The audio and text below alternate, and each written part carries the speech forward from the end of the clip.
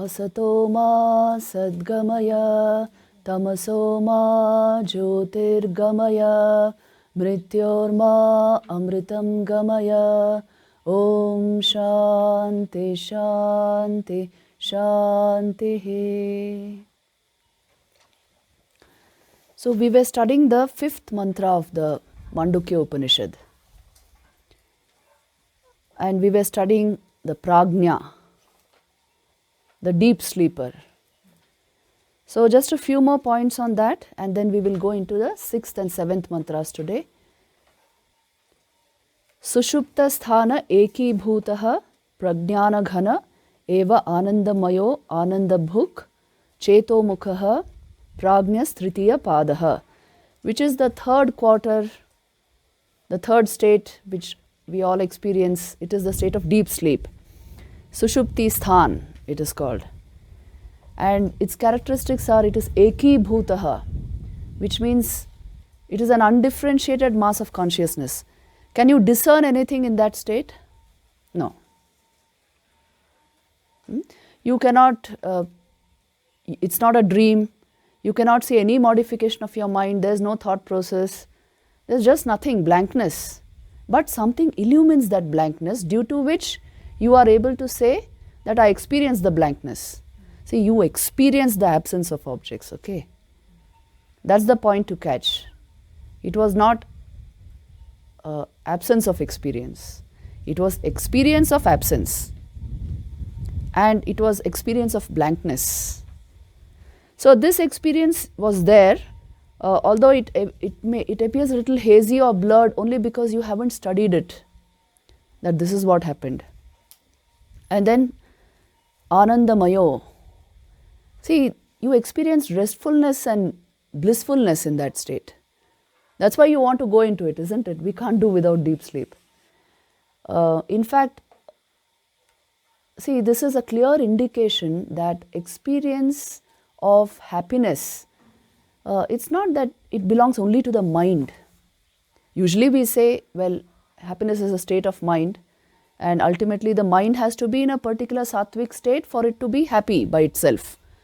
But here you can clearly see there's an indication of happiness even when the mind is shut down. So you still experience something which was deeply covetable, peaceful, happy. So that is why it is Anandamayo. The prajna is full of bliss, although without an objective encounter, without any modification. So this is what is amazing, you see. That's why the ultimate nature of happiness, you can say, it lies even beyond the mind. But to get this in a yogic state, in a perfectly conscious state is what is important. Not just to go into the state of deep sleep. Well, if that is high level happiness, then I better go into deep sleep always. That's not the point. To get it in a state consciously. That is, and bringing yourself into a sleep-like state, which means without modifications, consciously again, so that you clearly see you are the illuminer of your thoughts and the absence of your thought. You are the illuminer of every little thing that pops up in your mind, and when that thing is absent also, the illumination is there. It's not absent. It is, you are illumining the blankness. That is why you can recollect the experience of deep sleep. Just imagine if it was not so, how would you describe deep sleep? You would describe up to the dream state, and then you would say, well, after that it was done. I woke up. No. You slept for about, say, 8 hours, and then you say, long period of restfulness I experienced when there were no dreams. So who experienced that? It is a pertinent point what the Upanishad is trying to make. So the prajna is described as Anandamayo. And Anandabhuk, he is the enjoyer of the bliss of Sushupti. And Cheto Mukhaha, he is the doorway to the experiences of the waking and dream states.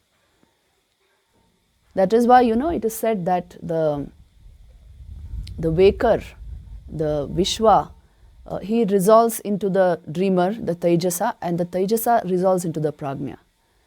And it is due to the restfulness you get from the deep sleep state that you are again able to function as the waker and the dreamer. So that's the meaning. He is the doorway to experience, the Prajna. So they are making very important points in describing the deep sleep state. See, no other philosophy or psychology has studied it like this, isn't it? The nature of of your own mind. See, they are studying you. The nature of your own mind in these three states, and how why they have given generic names is because it's the common experience of all of us in those particular states. You are ushered into the dream state, and this is how your mind behaves. So that particular dreamer is called Tejasa. We all become Tejasa in dream. Then we all become the Prajna in deep sleep. Same experience. Dreams may be different, but the experience of the dreamer is the same in all of us. The experience of the deep sleeper, the state, similar state we experience. Are you getting the point?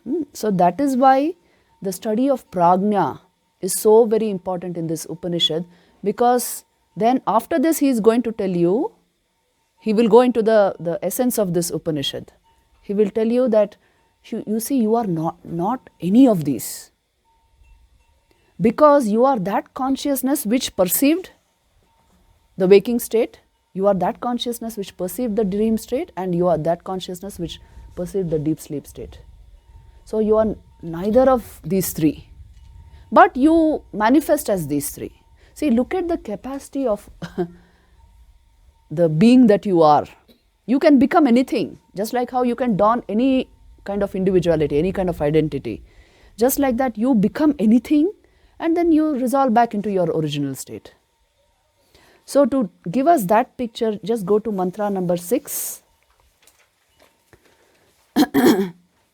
After the study of the Prajna, we have Esha Sarveshwaraha, Esha Sarvagnya, Esho Antaryami, Esha Yoni, Sarvasya Prabhavapya Yohi Bhutanam. This one is the Lord of all, and this one is omniscient, and this one is the inner director of all. This one is the source of all, and the place of origin and dissolution of all beings. See, word meaning, let us go. Esha Sarveshwaraha, Sarveshwar is the Lord of all beings. Sarvagnya, one who knows everything, who is omniscient. Esha Antaryami, he is the inner director of all. And he is the Yoni, he is the place of origin of all beings, the source of all beings. Sarvasya Prabhavapya Yohi Bhutanam, he is the place of origin and dissolution of all beings. How can it be Prajna? Why this description after Prajna? This is the description of Ishwara actually, isn't it? The Saguna aspect of Brahman. So why has this been brought here? So here we must understand, see, that's why you need the commentaries again. You must understand, this Upanishad is describing Vishwa, Taijasa and Prajna, which are the individual aspects of your consciousness, which manifests as the waker, dreamer and deep sleeper.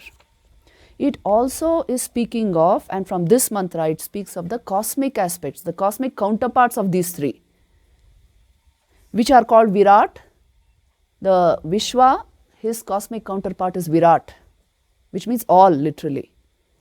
And the cosmic counterpart of Taijasa is Hiranyagarbha. These words are used in the Upanishads quite often. And the cosmic counterpart of Prajna is Ishwara. So here, that's why Ishwara has come, you see. This very Prajna, in its cosmic aspect, is the Lord of all. That consciousness which illumines even the blankness of the mind, the absence of the mind. That consciousness is called Ishwara.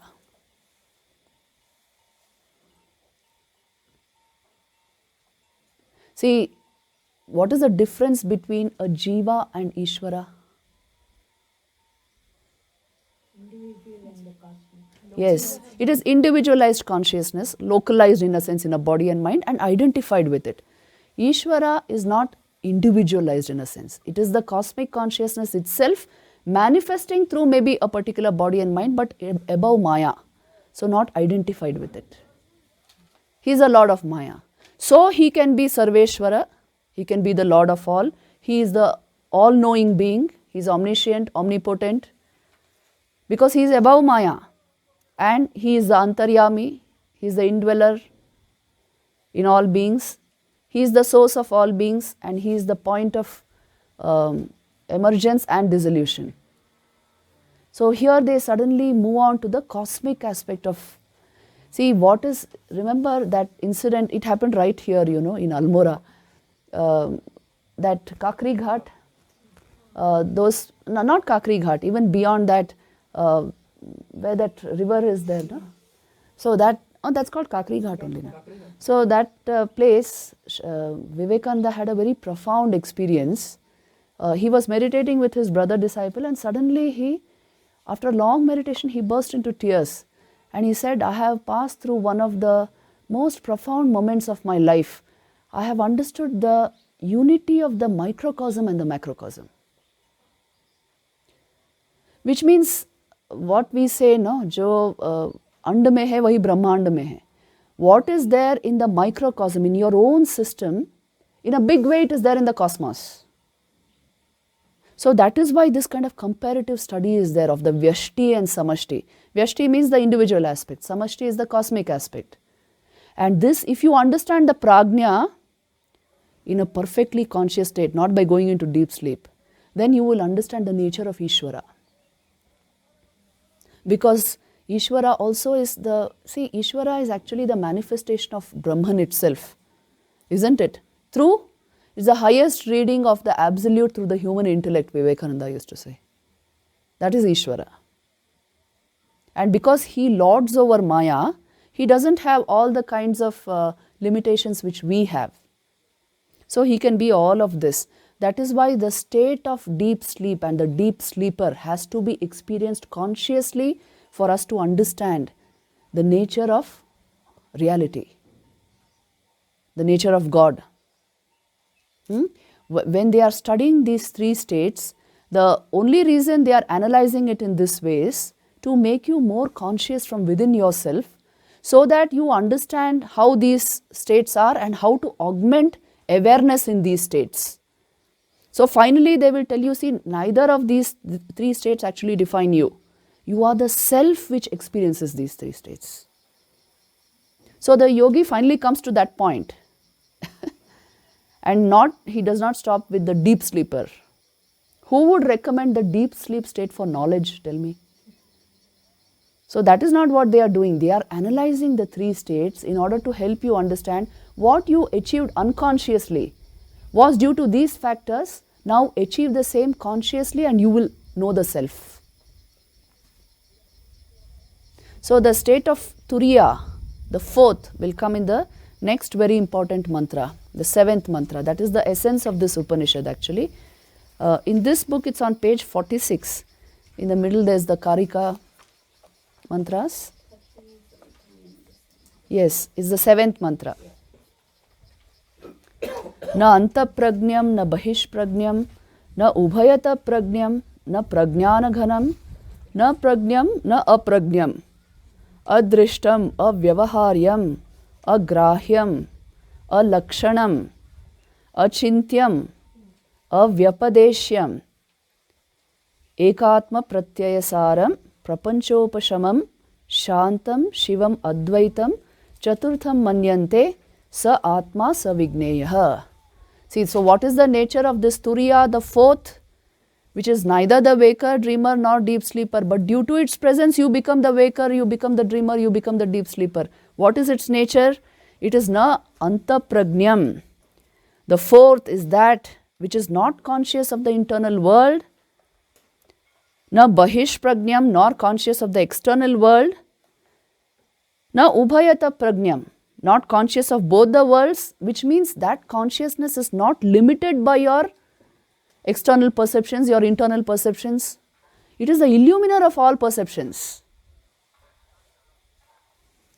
Now, ubhayata pragnam, it is not limited by these, the external and internal perceptions. Are you getting the point? Now, ubhayata pragnam, Na prajnana ghanam, it is not the mass of consciousness that you imagine. That is still limited compared to what it is. Na prajnam na aprajnam. It is neither conscious nor unconscious, because you see what we are calling the conscious mind. It is a great limitation imposed by the limitations of your own mind upon your consciousness. With that bit of light, can you use a torch to illumine the sun? Tell me. Now, this is what we are trying to do when we use the same words. That is consciousness, and this is the conscious mind which is trying to experience that. It is impossible. That's why you cannot know it through the mind. You can be it. You cannot know it because this is a small torch. Your conscious mind, light is just coming out of that mind through, you can say, meandering through a whole lot of your conditioning, the kinds of blocks we have in our mind. It's meandering through a whole lot of these filters. And finally, the poor amount of light that has come out, that cannot illumine the sun. Our awareness is deeply invested in our compulsive thought processes. Please see this.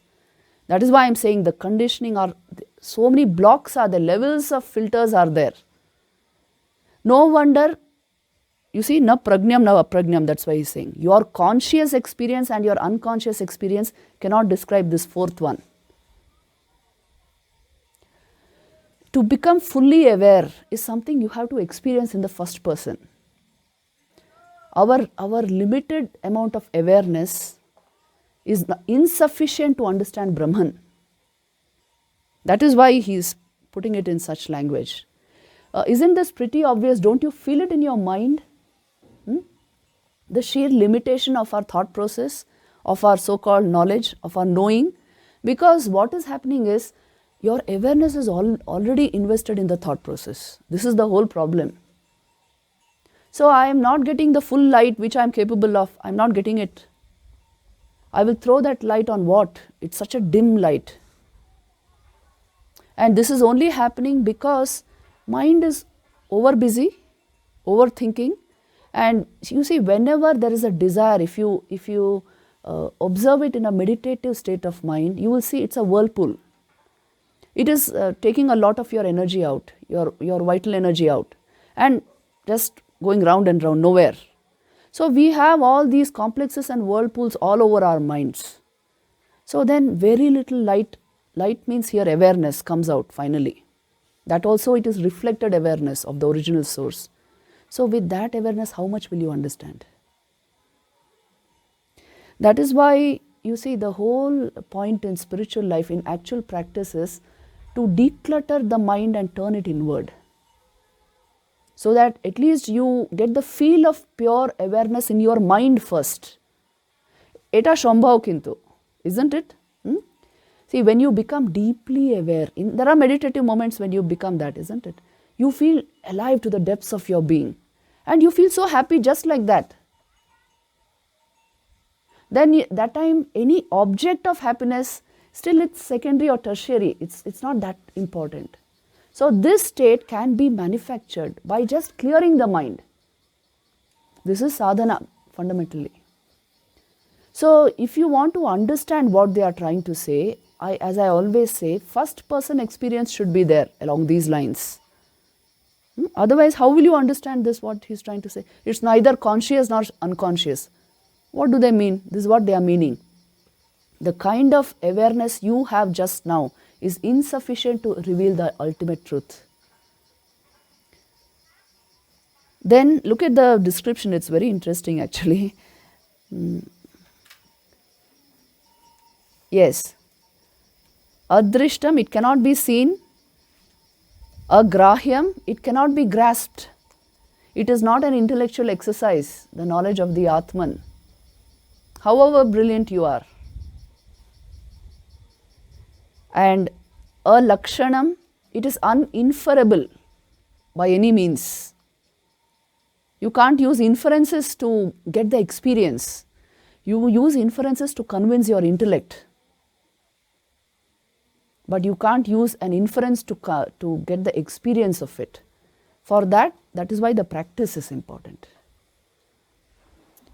Then achintyam, it is far beyond thought. It is unthinkable. In fact, if you can think about pure awareness, it is not pure awareness. Isn't it? It's something else. Your mind is making it up. Whatever you create, you make up. It can't be reality. Are you getting it? Because reality should be there whether you think or not. That which does not change is reality. If you made it up, it's obviously your make. So, it is unthinkable. Then avyapadeshyam, it is indescribable by any known means, because it does not fall under the purview of your intelligence at present, nor your sense knowledge, nor your mind faculties. So you cannot describe it. But you see, this is the great clue. But it's all, it's the language of negativity, not this, neti neti. But then he says, but it is ekatma pratyaya saram. This is the great clue of the Mandukya Upanishad. See, pratyaya means what? Ekatma pratyaya saram. It is the essence of, here it is described as, it is whose valid proof consists in the single belief in the self. I would put it like this. See, eka atma pratyaya saram, that particular content of your mind, modification of your mind, which gives you the sense of being, self, its essence, the essence of your I thought or I cognition is the self. So if you see, don't take the aid of anything I am telling you. Just sit and think, what does the I mean? What do I mean by I? If it's the body, of course, that is mine, but that's not me, because it's changing always. And the mind is all the more so. Then what is it that constitutes the unchanging continuum in me, which is the common denominator of all my experiences? If you scrutinize this, you will see that there is a sense of being in you, which is really, it does not act, it does not think, it does not speak, but it is ever there, in whose illumination everything occurs. This sense of your being, which is always unaltered, untouched by anything, and which is the illuminer of all your faculties, that is the Atma Pratyaya Sar, the essence of your I cognition. That is the self. That in its very pure, crystal clear form is the self. Pure awareness. Not mind, not thought. So, Ekatma Pratyaya Saram, great clue. See, those who have attained to the knowledge of the self have taken this clue of I, the I sense in us, and gone within. And like for example, Raman Maharshi. And what has happened is the sense of I, if you keep it unidentified, you may be in the midst of a whole lot of things. But if you have the capacity to keep the I sense unidentified, or detached from all of these, the mind gets the capacity to go into the essence of the I sense. So you can know it only through the method, the technique. And the essence is of the nature of pure consciousness. See, existence and consciousness are not two different things. Consciousness is existence. That which ever exists can only be consciousness. Everything else will go in and out of that awareness. Now, to attain to that source, the mind should be made crystal clear. That is why. Without attachments, without desires. If this state can be maintained, and this is your original state, that's why you feel so good in the places like these, isn't it? You feel a sense of release, because this is your real nature. I told you, identification and attachment is by choice. It is not your default state. Your default state is this. That's why you are always yearning to get out of here and get out of there and go where? The only place to go is within yourself. But these are all aids, atmospheres like these. So that is why Ekatma Pratyaya Saram is to be experienced, to be known. At the point of meditation where you will get a very clear sense of what I means, the I cognition means, you will see that you can only be the self because you are always the self. You cannot know it as something. You cannot bring it into the parameters of the mind, which are limited. You cannot describe it in any way. You can just be it. So then naturally your nature will become meditative and indrawn, isn't it? So that is why prapanchopashamam, where all phenomena dissolve, all phenomena cease. Prapancha, very interesting word it is actually.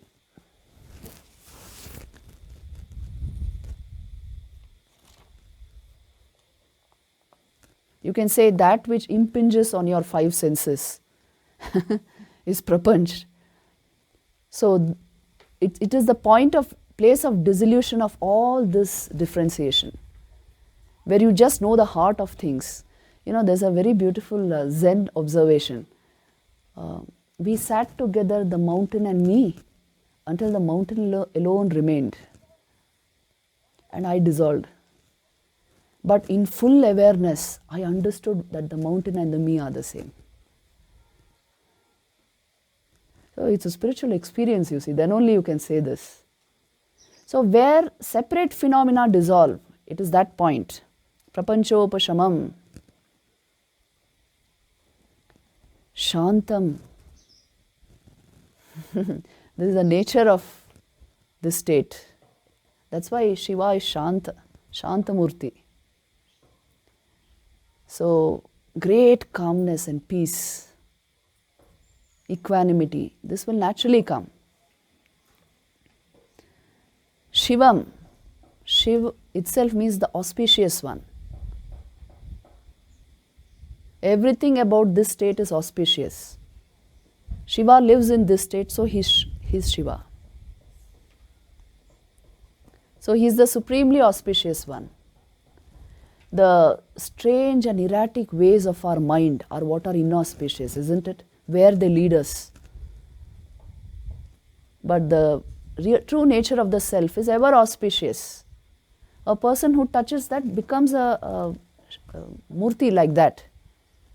He becomes the giver, bringer of auspiciousness because he has touched the self. And Advaitam. See, obviously this is a non-dual experience. Why is it non-dual? Because the heart of existence is only one. It is consciousness. Everything else is name and form superimposed on consciousness. You may give it spectacular names and attributes. They are creations of your mind. The heart of existence is only consciousness. Everything else which appears as separate from consciousness is functioning on borrowed consciousness. I gave you the idea, I think, in the first class. You are perceiving anything different from you only through the capacities of your mind,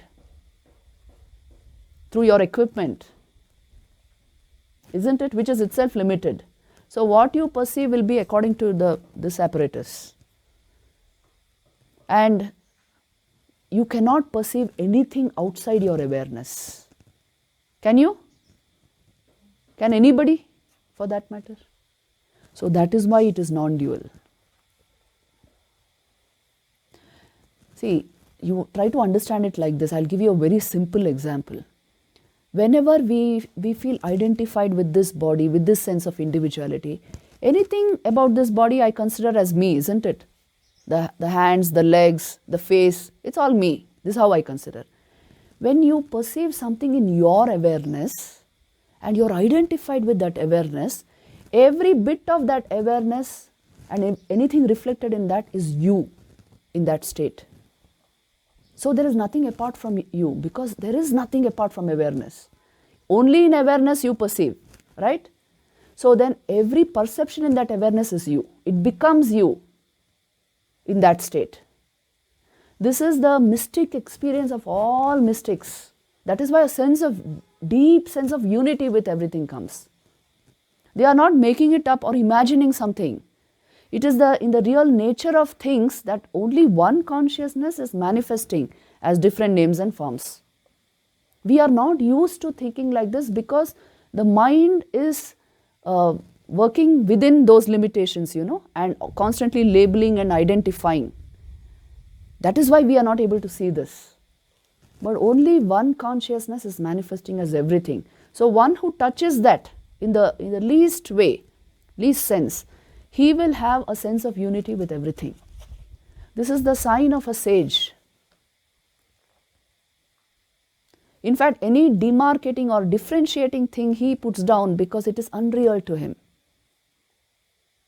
So he would rather prefer peace and harmony and no individuality rather than an individuality, an identity and no peace and harmony. So this is in the very nature of the spiritual experience this happens. Mystics all over the world have experienced this. See, that is why the very nature is non-dual of this experience. All experiences, even in Dvaita, duality, culminate in this. A sense of unity with the chosen ideal, a sense of unity with whatever you are worshipping, and Advaita, of course, is non-dual. You just come to the common point of reference for all manifestation. So this is the Advaitam Chaturtham. This is the fourth. Not those three states. This is the fourth, that's why.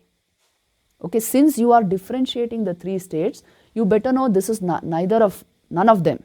This is the fourth. But don't think it is like, 1, 2, 3, 4.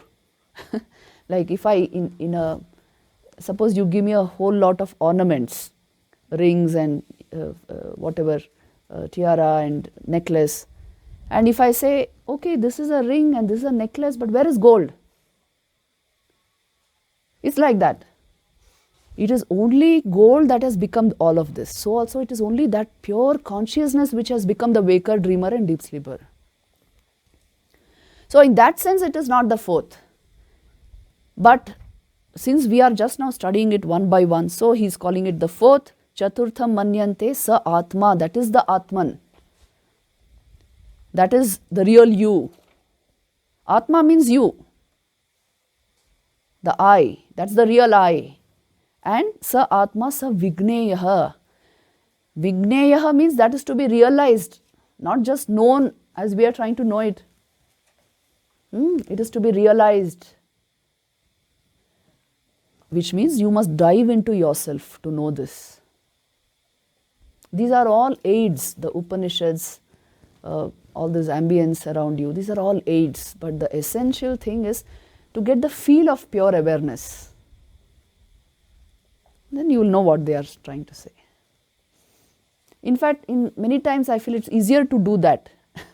If you have a meditative mind, the feel of pure awareness will spontaneously come into your mind if you declutter it. Because awareness is always there. And it is your thoughts which are diverting your attention. And attention is nothing but a beam of your awareness only, directed by your will. So you stop that will, attention gets riveted within yourself. And it is easier to declutter the mind if you are deeply absorbed in something within. You will naturally reach that state. Try it in your meditative hours, because it is your real state. And then you will understand how foolish we are, where we live. And we consider that very important. We live in the Chitakash, Vedanta, there are three spaces. They don't just study the physical space like physics studies. The physical space in which you find objects, that's called the Sthulakash, the gross space you can say. And then you have the mental space where we actually live. where our thoughts reside. So that's called the Chittakash. All of us live in Chittakash. And when you get identified with those thought currents, all the more the Chittakash is influencing you. But our awareness does not dwell in Chittakash. It dwells in Chidakash. That is the point you have to reach, touch, so that even the Chittakash becomes, bearable. So you actually don't live in Pangot or Delhi or Cuttack or anywhere. You live in Chittakash. Isn't it true? We live where our thoughts are. And the nature of our thoughts decides the experience of our life for most people. It should not be so, but unfortunately it is so. So try to break through this thought barrier through meditation. I always recommend the technique because this is what we have used for many years. But there are people who can straight go into this just through the inquiry process. Ramana Maharshi is a characteristic example. And once somebody asked him, how did you get it straight like that? He just simulated death and he realized the self. And he said, who knows what I have done in the past lives? He must have gone through so much of spiritual practice, or we don't know, because they consider him a separate category altogether, like an Adhikarika Purusha. Something like the Ishwar Kotis, where knowledge comes spontaneously just like that. We use him as an example for the path of inquiry because really such a profound life.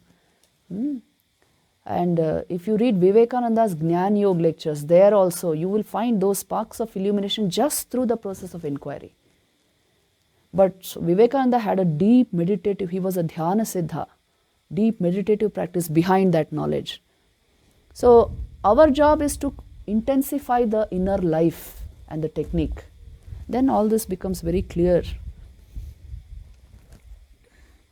So the ultimate message of this Upanishad is, I think, is Ekatma Pratyaya Saram, that you should know, and Sa Atma Sa Vigneya. You must realize it. They didn't say Sa Gneya, you know it, or it's a Vidya. They didn't say anything like that. You must realize this. Then only this study will have deep significance. Whatever comes into our experience, it changes our knowledge, the nature of our knowledge. It is a different thing to study it from the third person perspective and a different thing to feel it in the first person perspective. So that is why the study is meant for that.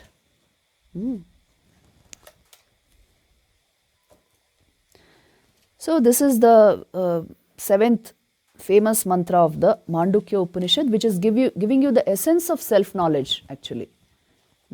That is why we are studying the Mandukya, so that this particular mantra, we come to this particular mantra and are able to understand its significance. See, the way they have described the self, first it is through the process of neti, isn't it? It's not this, not the feeble conscious experience that you have. Today there's such an amount of research on the conscious experience, the conscious mind and attention. Such a lot of research. But what we want is first person research. Today there's a method called Neurophenomenology, which I am teaching in some universities. It is a combination of third person perspective and first person perspective, which means the same thing which a meditator is feeling in the first person, it can be tracked through fMRI scans in the third person. And there's an interesting correspondence between the two. So at different levels this can be done. And for an experience like this, which is, you can't describe it, which is purely subjective, and it is of the nature of awareness. You just become more deeply aware, conscious from within yourself. How will you track it in the third person? That is why self-knowledge was always, it was a technique to be practiced and handed over from one particular generation to generation by way of mouth, not in any other way, because that is the best way to get that knowledge. But from the third person, how will you track something like this? But attempts are being made. Even in Dalai Lama's institute, a lot of all this is being done. The whole point is to bring your mind into a state of such placid, empty state, so that your awareness is absolutely uncontaminated by the thought process. It remains like that. Then it is possible to catch this, what they are trying to say. So you employ any technique and go into this. This is the whole point. Let's go into the next mantra, 8th mantra. Okay, now here the Upanishad again jumps into that Omkar Upasana which I told you. So Avasthatraya Vichar, is it clear to everyone? What they are trying to say? Before I go into the 8th mantra, let me just tell you one more point here. See, there is a technique, there is a kind of logic which shows us the underlying common factor of anything. It is called Anvyay Vyatireki Yukti. It is a yukti, it is a kind of reasoning. And it is part of Indian logic. And Anvyay Vyatireki means in any particular equation, what is the underlying common factor? If you can trace, then this is what this Upanishad is actually doing. You know, in the 3 states which appear different, the 3 different states of waking, dreaming and deep sleep, what is the underlying common factor? Okay, what is the factor? Consciousness, self. Because the waker is a manifestation of that consciousness. When that consciousness gets associated with the mind and produces the conscious agent, the waker, then he experiences the waking world. Like that also dreamer and then the deep sleeper. So consciousness there is the, pure consciousness is the common factor. So they use this technique in the commentaries. Anvyay Vyatireki, by Anvyay Vyatireki Yukti, the self is obviously the common denominator of all your experiences. And hence, it is the 4th. It is the truth about these experiences. So this is a kind of logical way of showing that the self is the ultimate, you can say, source of everything.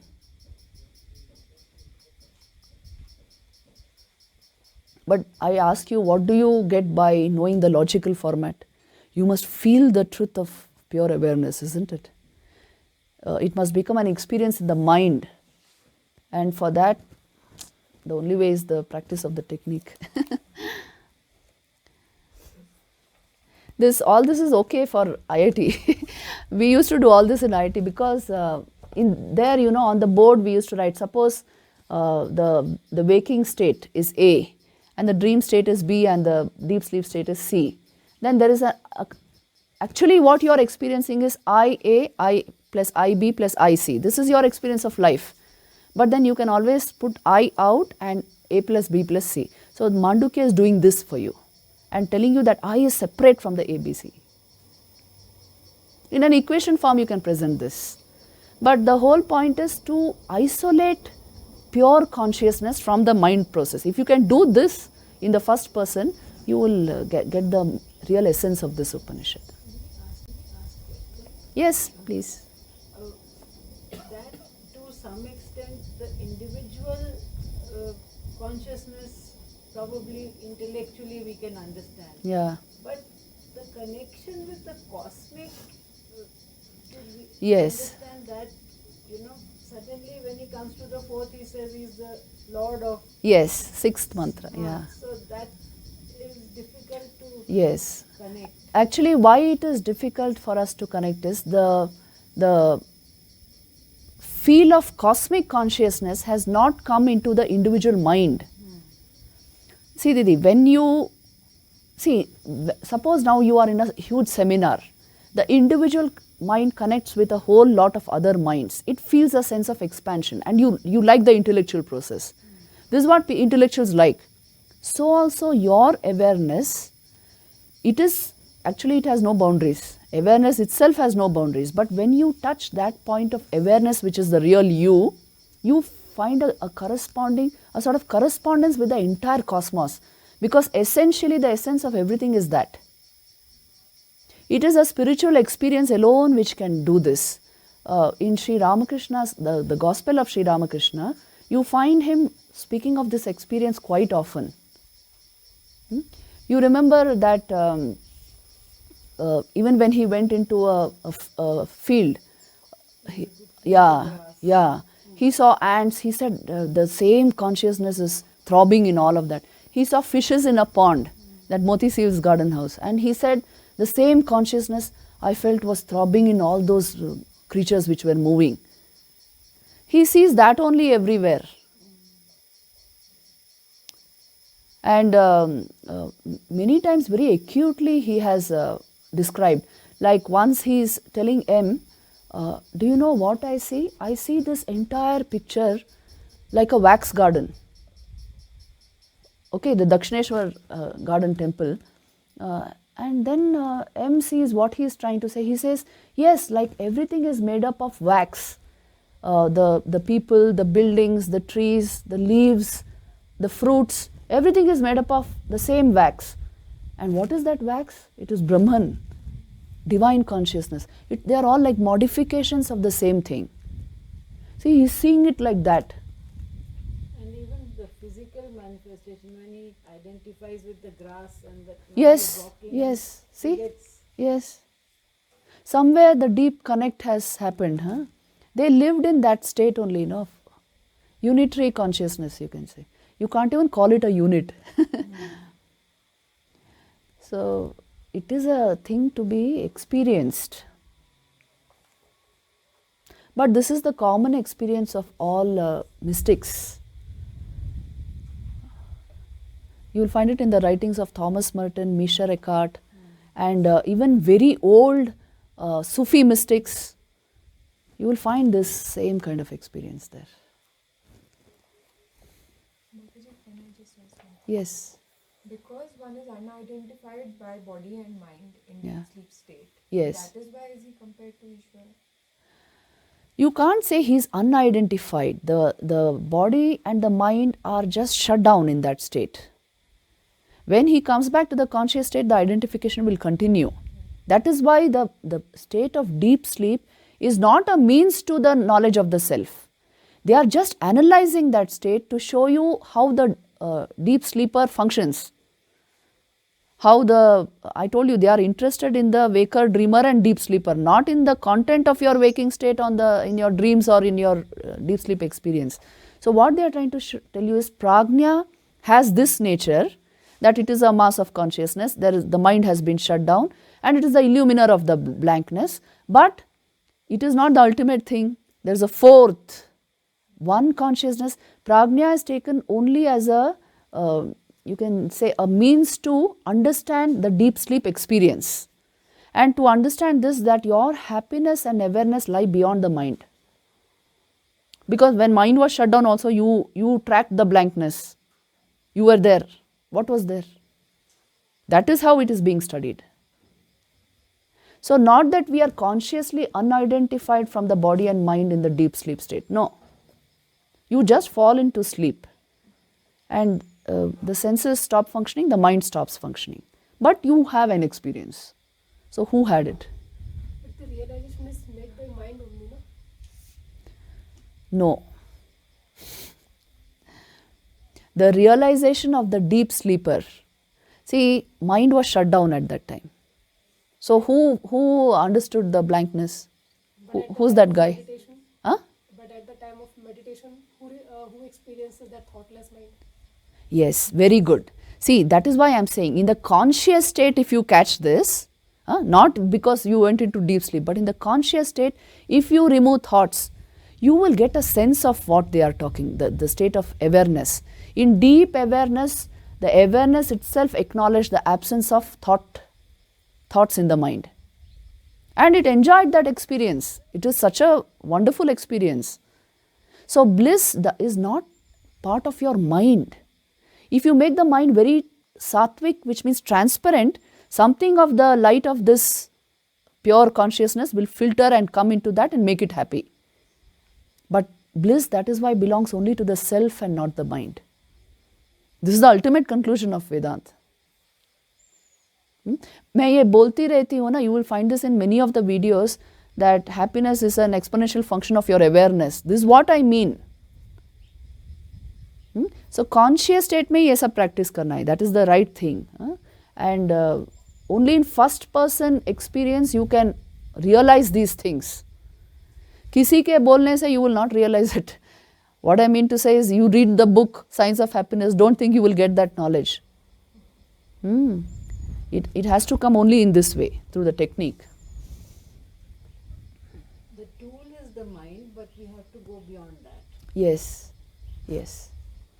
In fact, all are trying to go beyond that only in various ways. See, when they are trying to drink and drug, they are trying to put down the mind only, no, Didi?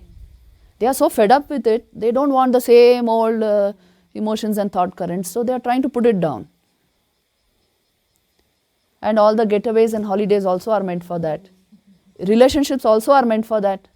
They are so bored being alone, they want to get into a relationship. That is what they say, the basic nature is blissful, so you are looking for that. So you are looking for that. But looking in the wrong places, unless you have a sanskar of all this. Like there's a funny story, that a man was looking for something under a tree in a park. And somebody came and told him, what are you looking for? Well, I'm looking for a key. And you lost it here? No, I lost it in my house, in my home. Then why are you looking for it here? Because there's more light here. They see light only in drinks and drugs and all this. That's why they are looking for it there. The home is dark. They never lit the light there.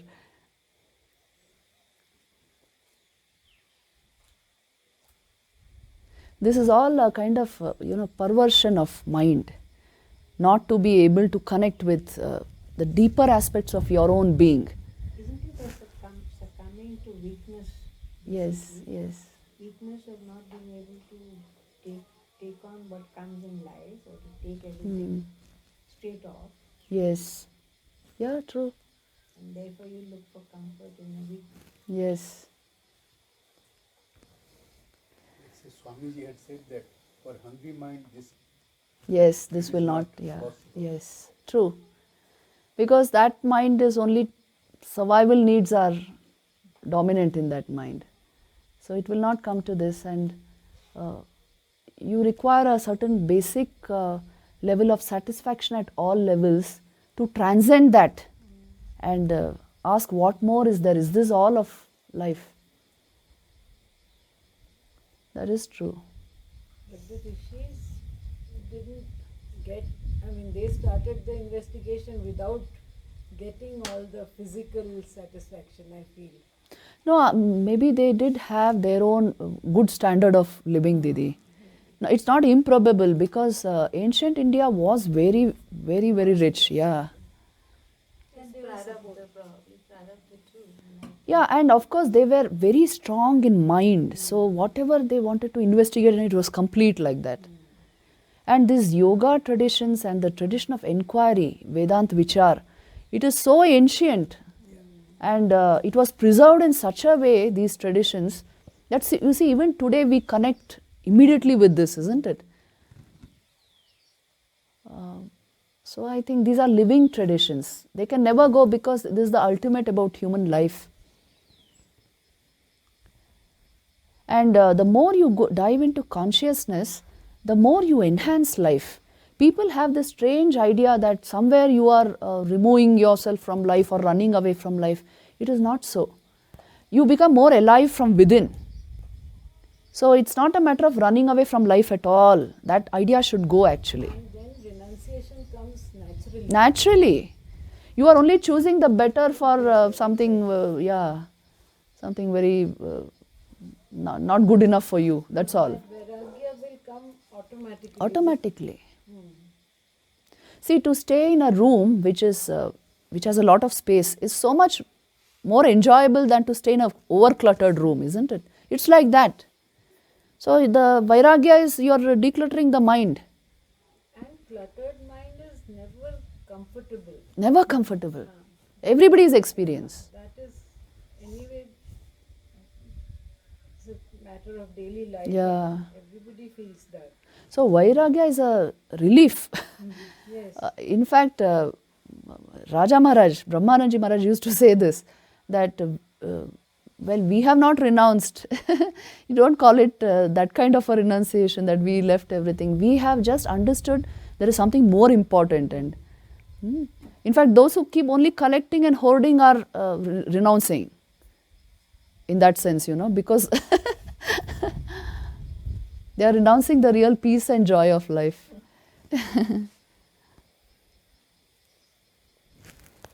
So I think time is up. Let's stop here and we'll continue 8th mantra tomorrow. Om Shanti Shanti Shanti. Peace, peace, peace.